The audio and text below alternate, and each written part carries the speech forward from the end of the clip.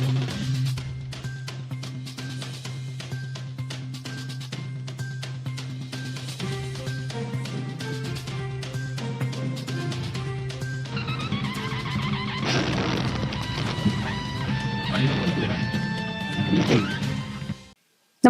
आपण पाहता हिरकणी न्यूज.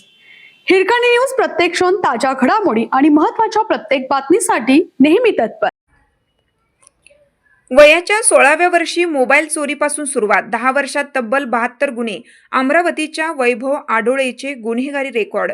राज्यात विविध ठिकाणी तब्बल 72 गुन्हे करणारा वैभव नारायणराव आडोळे, वय 26, सध्या राहणार हिंजवडी, पुणे, मूळ राहणार एरला, तालुका मोर्शी, जिल्हा अमरावती, याची कर्मकहाणी ऐकून पोलीसही अचंबित झाले आहेत. वयाच्या 16व्या वर्षी शेजारच्या घरातील मोबाईल चोरून गुन्हेगारीच्या क्षेत्रात गेलेला वैभव अवघ्या 2 वर्षात सराईत बनला. चोरीपासून खुनापर्यंत 72 गुन्हे करून त्याने पोलिसांसमोर आव्हान निर्माण केलं होतं. त्याच्यावर मोक्का अंतर्गत कारवाई करण्याची प्रक्रिया पोलिसांकडून सुरू आहे.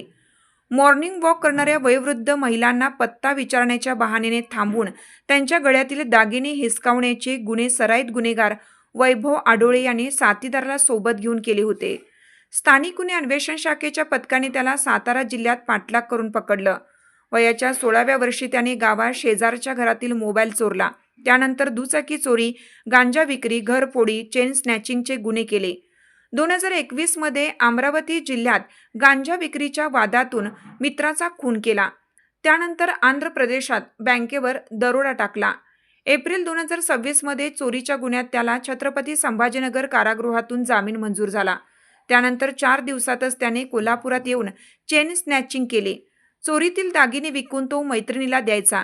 तिच्यासोबत गोव्याला जाऊन कॅसिनोमध्ये पैसे उडवायचा. 17 वर्षापूर्वी त्याच्या वडिलांचे निधन झाले.